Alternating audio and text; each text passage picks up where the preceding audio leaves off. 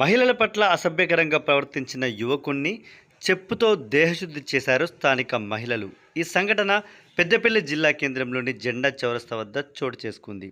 పెద్దపల్లి జిల్లా కేంద్రంలో రోజువారీ కూలి పని చేసుకునే మహిళలు జెండా చౌరస్తా వద్దకు ఉదయమే వస్తారు. ఈ నేపథ్యంలో బుధవారం రోజున స్థానిక మహిళలు రోజువారీలాగే కూలీ పనులకు రాగా ఓ యువకుడు మద్యం మత్తులో మహిళల పట్ల అసభ్యకరంగా ప్రవర్తించడంతో తేరుకున్న స్థానిక మహిళలు చెప్పుతో ఆ యువకునికి దేహశుద్ధి చేశారు.